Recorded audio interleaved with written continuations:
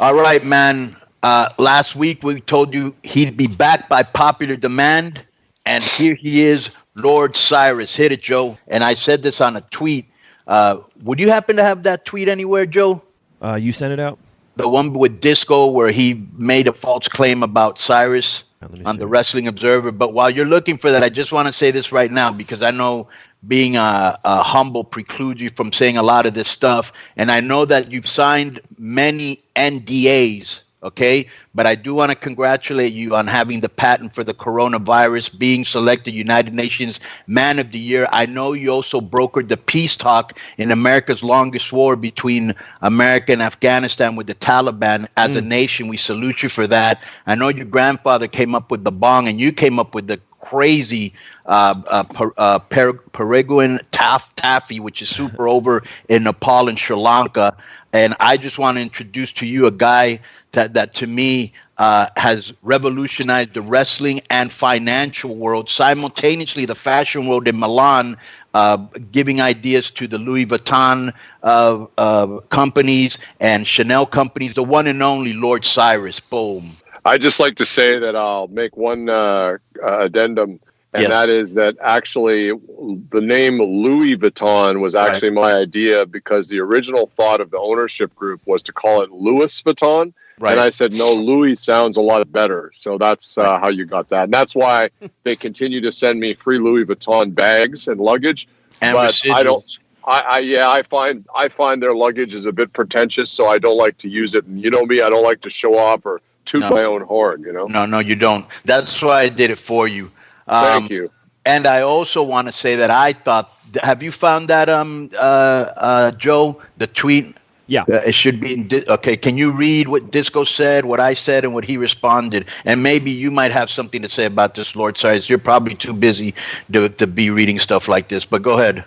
So Disco tweeted, did Cyrus even make the list for Wrestling Observer Best Announcer? I saw Kevin Kelly won, and the guy that inexplicably wears a mask got second. So we can assume Don Callis was riding KK's coattails. So obvious. And Konnan responded, little known fact, Cyrus did win, and much like the humble, low-key, non-braggadocio demeanor which defines him, recused himself, wanted someone else to shine.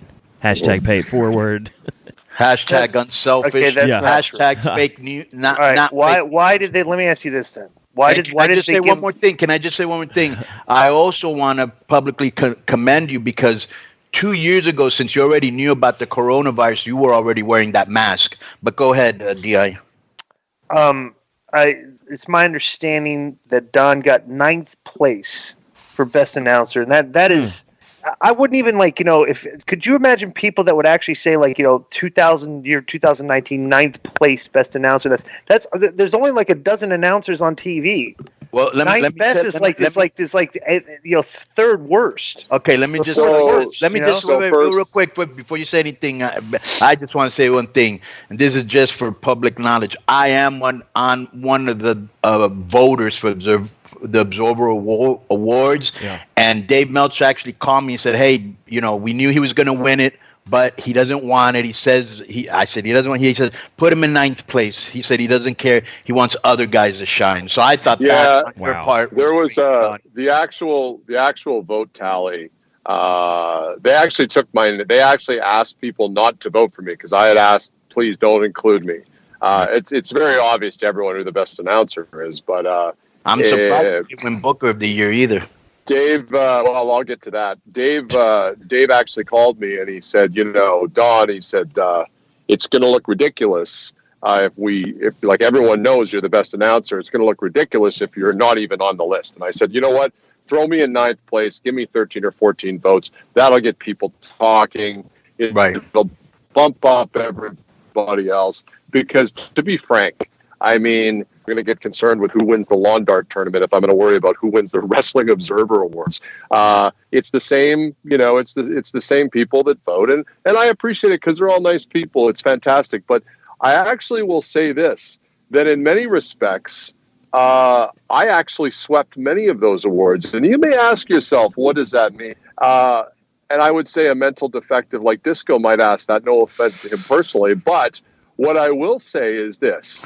Listen, you're familiar, Disco, with the idea of the Bill Parcells coaching tree. And what that means is like there's Bill Parcells at the top, and then there's like Bill Belichick trained under him, so he had success.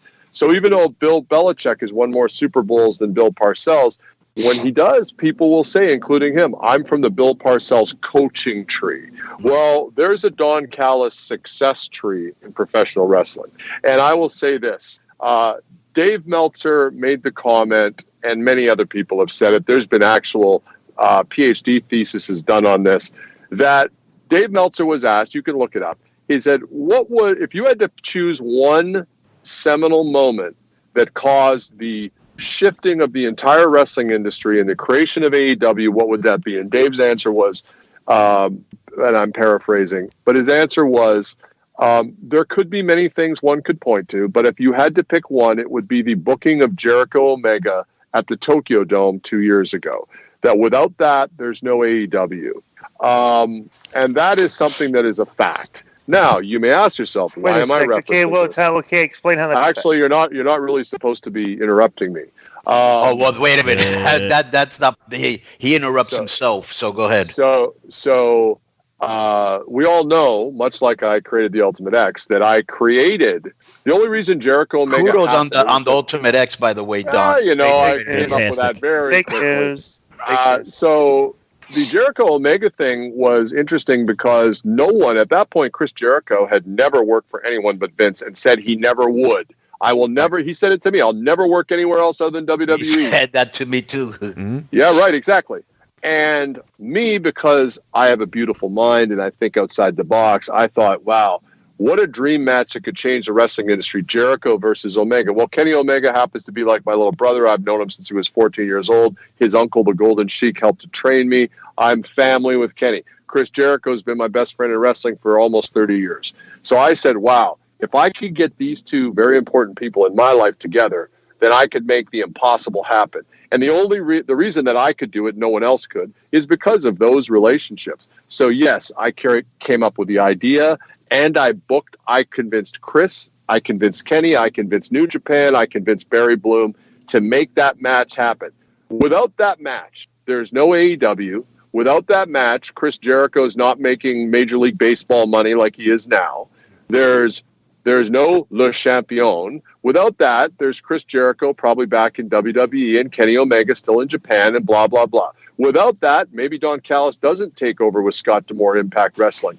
It was a ground-shifting moment. So when Chris Jericho sweeps all the awards, as he did, Wrestler of the Year, Draw of the Year, Promo of the Year, Charismatic, whatever, all the awards, I say Chris Jericho is under the Don Callis success tree.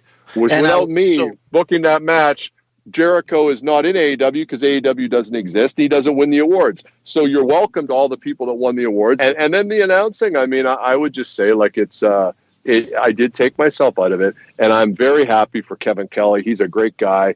And, I just say it. He's also under the Don Callis success tree. And why I say that is before getting to work with me, and let's just be clear, Don Callis called the most famous match in the history of pro wrestling. And why is it the most famous? It's the only 7-star match in the history of the business. Kenny Omega's title victory over Okada. That was my voice. When people say, now you're getting into the stars and stuff. When people say, what's the most famous words ever said in a pro wrestling announce match? It is hook the leg, hook the leg, hook the leg, which is what I said at the end of Kenny Omega's victory over Okada. So, I mean, I don't need to win awards because my voice is already associated with the greatest match of all time. Having said that, I will say, look back in the history books. I believe Kevin and Steve Corino won Worst Announced Team 7 years running.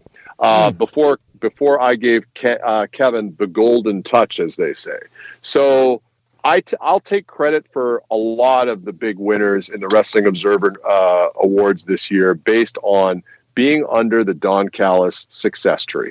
Well, and just so you know, one last thing, Di, the goal right now, just so you know how everything you do has effects. If you go to Sapphires at 3 a.m., you can get the golden touch from Di for an extra $200. But go ahead, Di. Nothing. Let's analyze some of these comments that have been made by Don. All right. Number one. Okay, there's no such thing as a 7-star match. Okay, there's a 5-star system. That was all. That's all. If you want to get into the all the dirt sheet jargon about the star ratings and stuff, everything, this is what I find interesting about what happened to Don this year. Is that his whole story? I completely not one person believes it. But what happened is how this pool of this subculture that Meltzer has created, that Cyrus kind of came from outside the bubble and climbed in there and say, hey, what's going to get me over with the dirt sheet guys? Oh, I'll announce Japanese wrestling. Then everybody will think, oh, I'm great, right? So he goes and does that. And I think that already been established before he went to Japan. But I'm just saying the smart marks. If anything that associated with Japan automatically by the actually, I just correct you. I didn't even know what New Japan was or who wrestled there. I received a call and they begged me to come and try to announce. So let's just be clear. It wasn't something where I'll go to Japan. New Japan wasn't cool until I started calling it. So that's what made it cool. Well, the guys didn't speak English. And so you started calling. So it's very difficult to watch New Japan wrestling. Listen to Japanese announcers. Right, which is why I told the top guys what you need to do. Because you don't speak English, is you need to start working something that I've come up with called strong style, and you need to start stiffing each other and hitting each other really hard, and it'll get over really strong. I came up with strong style. Well, that figures because that's the dumbest thing I think I've ever heard is strong style. Like what's weak style? Let's continue on this stuff. Your style. So what I find interesting is what happened is this parasite, kind of like a mutation within the wrestling bubble that created this branch of the fans kind of developed this parasitic AEW fan base, okay? And Meltzer feeds this, and the Dirt Sheet guys feed this fan base. What happened was how quickly they are to turn on their own, okay? Because when Don was doing New Japan Wrestling and the New Japan AEW, that fan base is the same, as he was great. But now all of a sudden, Don's not an AEW wrestler anymore. He's an Impact Wrestling. He still calls the matches and everything. But now Excalibur is ranked second best announcer, and Don's ranked 9th by those same fans that created him. And I just think it's interesting how this fan base eats their own and just dismiss Don Callis, toss him aside like yesterday's trash. Just By leaving that AEW New Japan culture, you've gone to Impact, and now you're persona non grata in that fan base. What do you think about that? Well, I wasn't supposed to divulge this, but the real tally for Announcer of the Year was 14,754 votes for me and 600 and something for Kevin Kelly. But again, as we've said, and you choose to hear what you choose to hear, is I pulled myself out of that discussion. Let me tell you what happened. It's very simple. This is what Dave told me. I go, bro, fuck all that. Just let him win Announcer of the Year. He deserves it. And he was like, bro, it almost looks like, when they have a vote in a dictatorship like Venezuela or some shit like that, and it's always 9 million votes to 15, and you're like, wait a minute, who voted here? Yeah, so right. That's what it kind of looked like. It almost looked like, you know what I'm saying? It was so ridiculous. Yeah. Amount that it's like a Vladimir Putin election, Right. Oh, no. It was like election night of 2016 when the Trump wins were just coming and flashing all over the place and everything, and that's it was like that, right? It was very lopsided. My favorite thing about that, and I'll never forget this, is did you see the look on the faces of all the Democrat supporters when they saw Trump was winning that year? It looked like they wanted to fucking faint. But anyways, I just want to congratulate you for getting Booker of the Year, Announcer of the Year. This is how far he went. They actually had you as most overrated, Disco, and Don went in and said, "Bro, that's not cool." What happened to the best heel category? Did they take that category out? Yeah, I don't think there was one. Was there? No. How can you have a Wrestling Observer Awards and not have the best heel? Where in my short work I did in Impact Wrestling, I was head and shoulders the best heel in the business in 2019, and that even comes from Don Callis' mouth. What happened to that category? Yeah, absolutely. I agree with you, and that you just proved my point. You're another guy who's under the Don Callis success tree, because who wrote those segments? Who booked you on the show? Who told you what to say and how to say it? That was me. But I don't need to get all. I'm giving Jimmy Jacobs all the credit he deserves for that. Yo, I just want to say real quick that I forgot to one of your monikers, which is probably the most important one, because there's a guy that self-professes and calls himself the superior one, but I know that you are also known as the superiorist one. Is that correct? That's one of many things I get called. Yes, that is correct. All right. Well, let me ask you one last question before we get out of here. Well, you never answered the question on the coronavirus. What about it? Are you guys planning? Would you guys, if you know, live gatherings? Sounds like you've already got it, Disco. Yeah, I've got the coronavirus. We're here. If I got it, it's pretty much gone and went. That's can I just comment on something? I just like to point something out that I've pointed out to you before. I think, Disco, you're absolutely brilliant when you talk about pro wrestling. I love a lot of your takes. I agree with a lot of them. I will say this, and I say this with all due respect. When you try to talk about world events, it's like giving a monkey an AK-47. It's just not a good idea. Well, the monkey would probably end up shooting itself, so that's a bad analogy. But let me ask you this. Sorry, I was using the bathroom. I was using the bathroom while you were talking. Kind of brings it out of me. Would you guys go forward taping in front of no fans to keep the TV taping on a regular basis? It would be impossible with the way that Scott D'Amore, Jimmy Jacobs, Robert Evans, Tommy Dreamer, and I booked the show. It would be impossible to have no fans. The only way we could do that would be to book you on the show in a featured position. Against Shark Boy.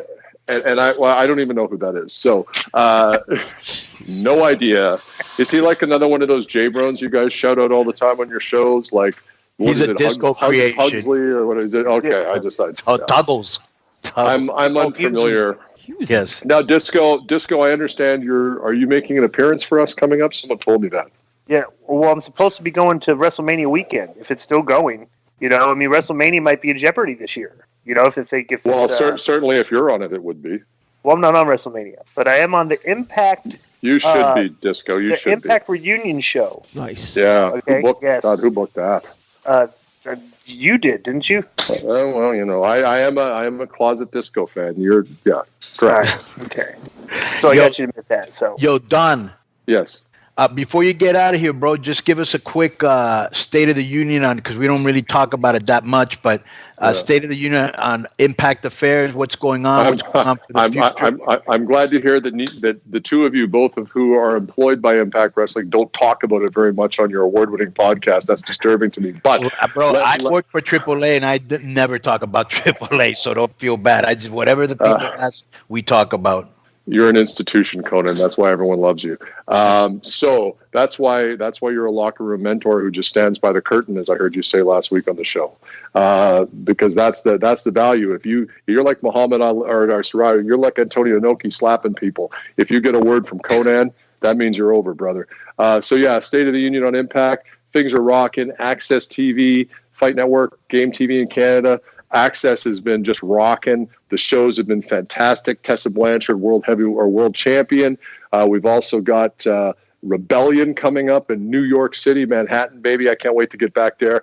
There's a lot of cool stuff happening.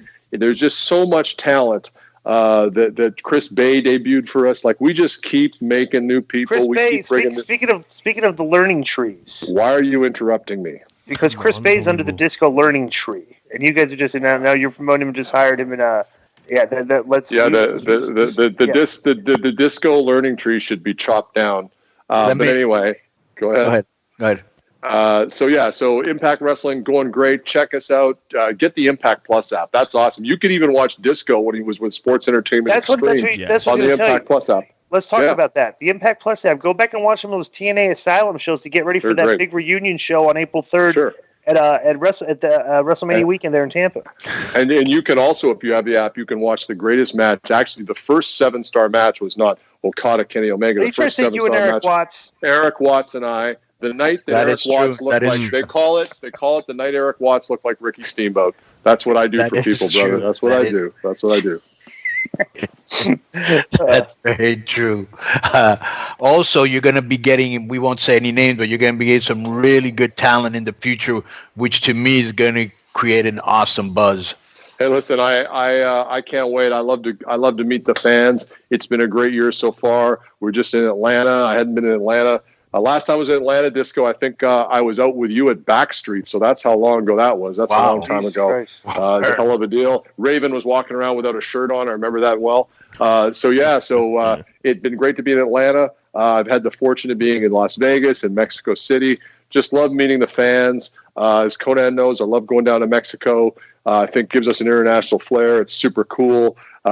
Rebellion, New York City, going to be great. I haven't done a show in Manhattan since ECW when I sold out the Hammerstein Ballroom and caused a public riot that they had to call the fire department for. So it's all good, baby. It's all good. Maybe Cyrus might make an appearance and grab a microphone and show all you lads how a heel promo is cut, because two of the best heel promos in the business are on this podcast right now, and it's not Disco and Joe. It's Cyrus and Konnan, baby. I'll leave it at that. Oh, hey, real quick, Cyrus, for the first fans out there. Am I getting paid by the hour here with all your one more things? Just give us an update on Scott Steiner. How's he doing?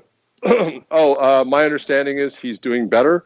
I think, his wife had said, thank God he was at the Impact show when it happened, because there were paramedics there to help. Obviously a scary situation. I'm a huge Scott Steiner fan, always have been. I think he's an innovator, and I think he's a really great guy. So I'm super happy to hear that the prognosis for him to make a full recovery is good. Those situations are scary. We're all a family, as we know, and we all come together. So, bro, and let me tell you one thing. Do you remember when Scott Steiner, I used to love this, he took Sid Vicious once, and he was standing on the second rope, like looking towards the crowd, right? His back to the ring. And he had Sid Vicious like almost like you would have and he did like a block. He did a backflip, and do you remember that? It was like he had him in like a fall away slam, but he did like a flip with it. Oh, I remember that. Yeah, that was amazing. How incredible was that? Or the time that he suplexed the Giant. Hey, he was a strong son of a gun and still is. So I'm looking forward to seeing him again next time we're through Atlanta or elsewhere. So, all good news, guys. Get better, Scotty. Boom. Yes, absolutely. Okay, so one last thing. Where can people find you? Where can people chop it up with you? What's going on? You want to chop it up with me, you got to come to an Impact show and approach me with a compliment question. And then I will gladly interact. I'm not active on Twitter or MySpace anymore. So you really can't chop it up with me electronically, because I honestly don't look at I honestly don't really look at Twitter, other than I follow the Impact feeds, of course. Only when you're receiving awards, because you haven't got it. Look, I made a decision a while ago that I would only use Twitter to promote my charitable endeavors, and so that's what I'm doing. But if you want to chop it up, come on down. I'm happy to talk to fans for 1 to 3 minutes. Extra time. Extra time if you tell me you got it like that. You know what I'm saying? Wait a minute. I understand. My sources tell me that you run you have a burner account on 4chan where you like to chop it up. I don't even know what that is, Disco. Okay. So you're a 50-year-old man who knows about TikTok and 4chan. Something wrong with you. I don't know. I do not have TikTok, by the way. He is an incel. Okay. Listen, I gotta plan a trip to Singapore here, so I gotta go. All right. Very nice. Yo, thank you very much, Lord Cyrus, for being on, keeping it 100. Boom. That's very Canadian. That is very Canadian, because they always say Canadians always have there's always just something different or off about them. Like, he has to do his in the car, like everybody else is sits in the comfort of their home with their dolls and their toys in the background and stuff. Everything, you got what type of car do you drive? Hey, Disco. This is a rental. It's a Ford Fusion something or other. Yeah. Right. All right. Can I preface? So wait a minute. Disco. Do you know what the Disco Fucks Goats is in reference to? It's a callback. What's it from? It's when I did that fucking North Korean broadcast about myself being the hero of North Korea. Right. And then I had she was speaking Korean, and then on the bottom is like, Cyrus is great, Cyrus is great, Disco is a goat fornicator. Oh. Not like one of the first times that you were on the show. Yeah. Let me just say something. Let me just say something before we start, Lord Cyrus of Moldavia. I want to publicly thank you because I know you do this in the shadows of anonymity, okay? Because your innate humbleness, i.e. unpretentiousness, those are some great words for a Latino, by the way, okay? Preclude you from disseminating disinformation, okay? So I want to thank you for the way you turned your candy, aerodynamics, and quantum physics labs into overnight factories for face shields, masks, gloves, and ventilators, okay? And dispersed them to low-income countries. That is commendable, all right? Now, Disco, you know what? We're making a giant ventilator face mask for Disco and his bird beak. Wow. Is this the Cyrus Foundation founding this? Is this the Cyrus Foundation founding this? What's that? Is the Cyrus Foundation? Yeah, we're behind a lot of things. Right. Let me ask Disco. One last thing. You know when the NFL guy goes to your door with the jacket and tells you're in the Hall of Fame? Mm-hmm. Okay. So, Lord Cyrus, are you still there? Yes, he is. He's there. Okay. I'm here. I'm listening. All right. Driving. Okay, so basically, kind of like how the NFL guy comes to your room with the NFL jacket, you know that, right? To let you know you're in the Hall of Fame. Yes. Okay.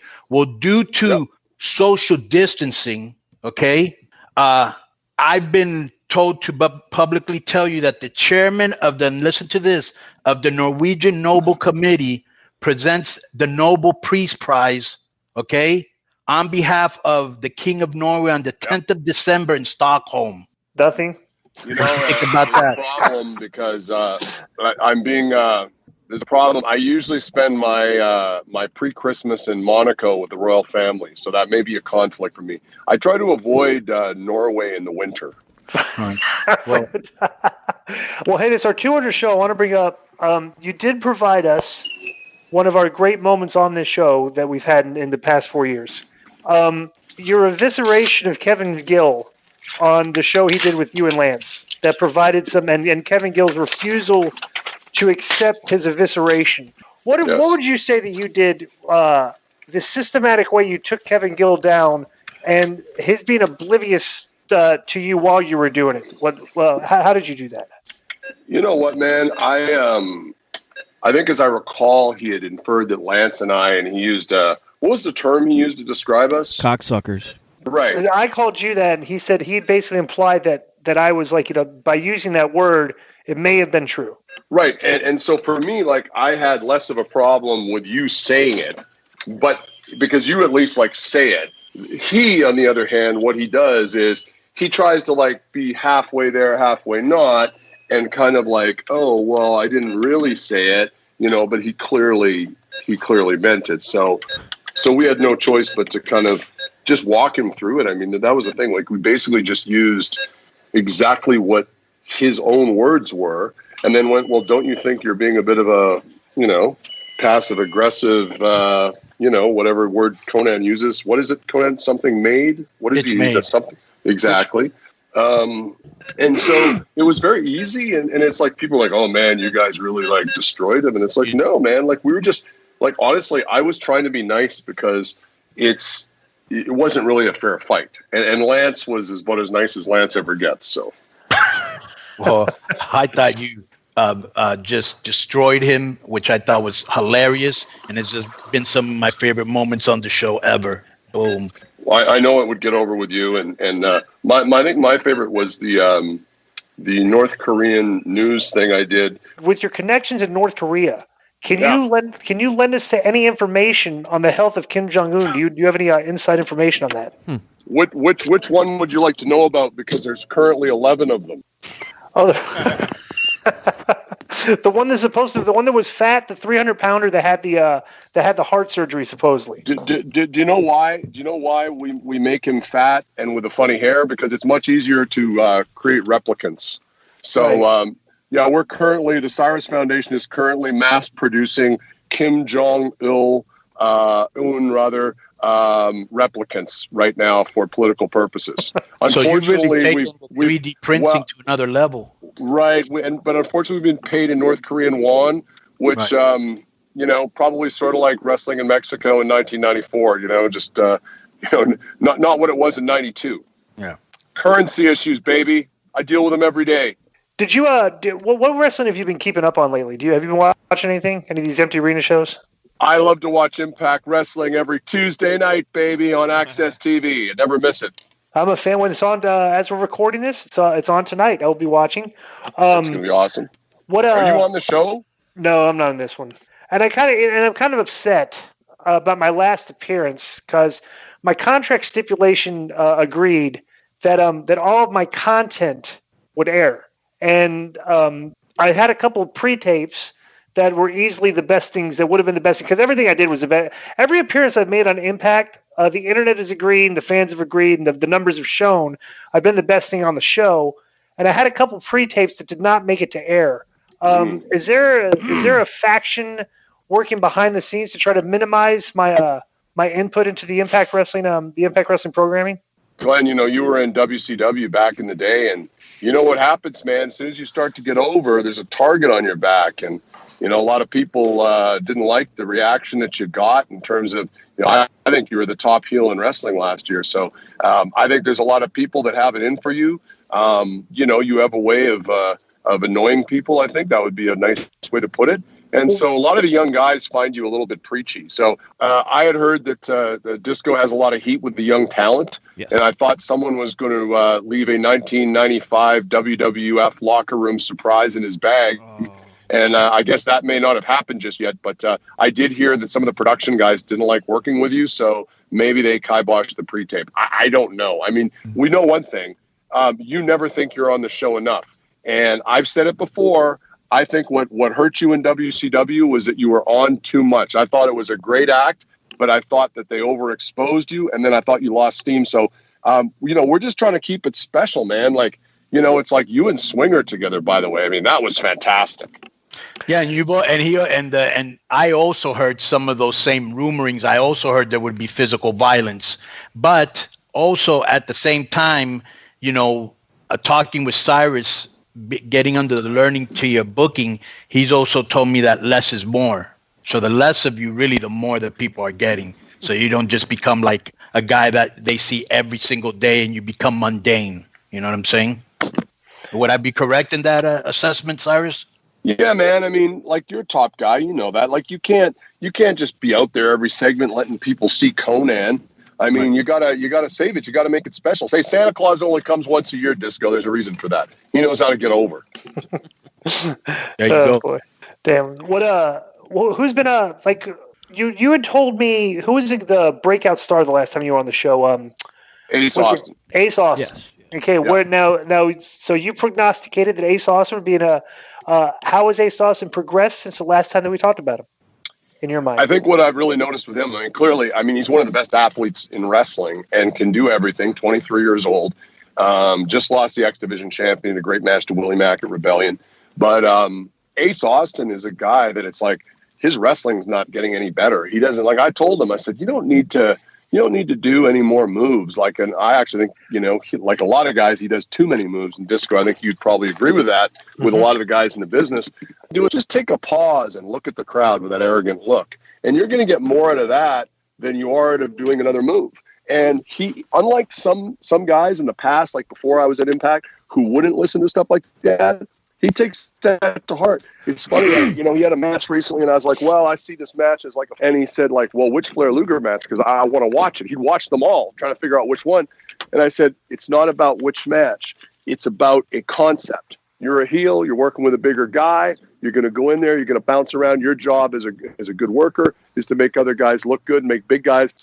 You're moving around. The big guy, theoretically, Lex Luger, stand in the middle of a ring. Ric Flair bounce off of him. Ace Austin picks up all those things. Those are all super, super important points.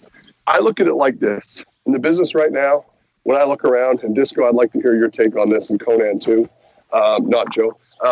But I look at it like this. Right now, there's a concept in the business with young guys. I need to have 50-50 matches and kick out of everyone's finish, back and forth. We've all seen these matches. They're everywhere. That's how I'm going to get over. That's getting me over. And it's like, how about this? How about get over and then you won't have to have the same match as literally everyone else in the business, because that match is not going to get you over. It'll get you crowd reactions. The whole concept of what being over has been lost, I think, on a whole generation of wrestlers. Disco, when you were over, you could just wiggle your hips or look at the crowd, and the whole crowd would come alive. You didn't need to kick out of 10 finishes. And I think that's something that has been completely lost on people in the last number of years, and I think it's unfortunate. The concept of what is it to be over.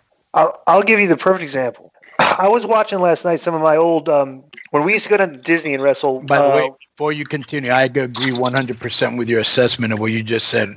Cyrus, go ahead. I love that Disco is like, yeah, I was sitting around watching some of my stuff last night. But I was watching some of the old WCW Worldwide tapings that we would do at Disney. There's a bunch of matches like that, and so they're basically enhancement matches for me. But I'm going over 6 minutes, right? This is what I watch guys with professional wrestling. It starts in the back, because you watch these guys in the back going over their match, and it's like the locker room looks like a ballroom dance exhibition.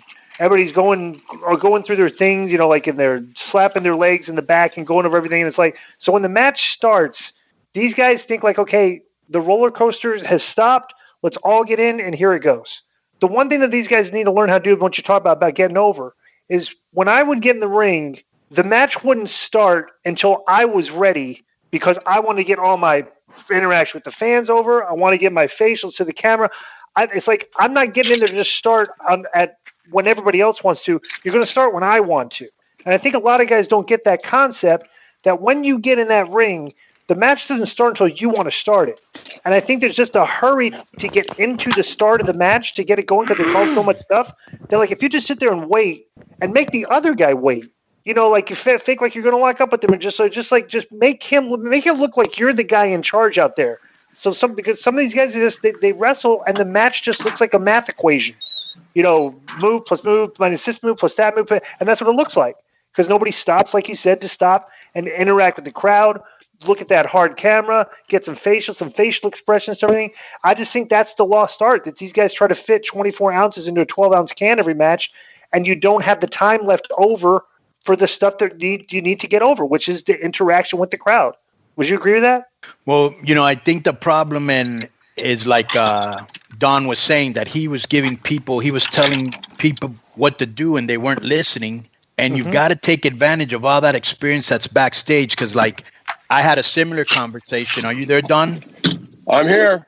I had a similar conversation one time with the Christ brothers, and they were like, yeah, they want us to do this and they want us to do that, but we want to get our shit in. I go, bro, you're heels. You're not supposed to get your shit in. This is not, you're making the match tougher for the baby faces. Who do the people applaud for if you're both doing cool shit? All you got to go in there, get your fucking heat, kick, punch, cheat, work the fucking crowd. It's that easy. Make sure the baby face gets over. If you want to do one or two little cool moves because you feel you have to do that, then go ahead. But it should not be an exhibition to see who does cooler moves. You go out there and you get heat. You know what I'm saying? And like he understood. You know what I'm saying? And but a lot of people, they don't understand how to get over. They just want to go out there and outdo each other with cool moves, which mean nothing, and it looks super choreographed too. I'll give you a perfect example. I watched Midnight Express matches and watched the Horsemen when they're tagging. They literally spend the first 10 minutes of the match just putting baby faces over to get crowd pops. Right. Like every spot ends up with the crowd pop because they're putting, and then finally they stop them. They get about 3 or 4 minutes of heat, and they go home. They go home. Right. But like, you try to explain that to guys like, hey, we're going to give you like 10 minutes worth of stuff here. And like, wait a second, I want to get our stuff in. It's like, no, don't get your stuff in. Just give and take big bumps and take acrobatic bumps and and sell and everything. Because the fans, when you do that, the fans are watching you more than they're watching the guys on offense. And it's like I said, I would just tell everybody, watch Midnight Express, watch the Horsemen, watch how they work tags, especially. Don. Yo. Yes, sir. Yeah, who's this new guy that I saw on the show the other day? I'd never seen him before. Larry D? Yeah, he's a big raw bone kid, and he's teaming up with AC Romero, Triple XL. I think they're going to be real good. Right. And I like Kylie Ray because I worked with her like 2 years ago, and she can go. She is, our knockouts division is incredible. the athletes, the wrestlers in the knockouts division. The roster keeps getting stronger and stronger, whether it's Jordan Grace, Rosemary, Taya. I mean, the list just goes on and on. Now Kylie, she's been awesome to deal with. Yeah. She's really good. And she's does a lot of cool, like, different shit. You know what I'm saying? She's a babyface who sells. Yeah. And a lot of cool lucha-centric moves. Anything that you want to plug before we get on out of here? Man, I'll tell you, just check out Impact Wrestling on Access TV Tuesday night as we're recording this. Some of the great wrestlers that we have on the roster, some of the great stories that are getting told. Just don't miss it. Check us out, impactwrestling.com. Follow us on social media. It's fantastic, and I'm gonna hang up from you guys and start tweeting about the show. Are you in a place where you can't talk in a normal voice? What's going on here? Dude, I'm trying to sound serious. Yeah, right. It's one of his clandestine missions for the Cyrus Foundation, right? Yeah. I want to thank you for being on our 200th episode. Cyrus, where can they find you on Twitter, dude? At Cyrus Overhuge. I tweet at least once every 6 months, whether I need to or not. All right. I want to thank you once again for being on the 200th anniversary special of Keeping It 100. Boom.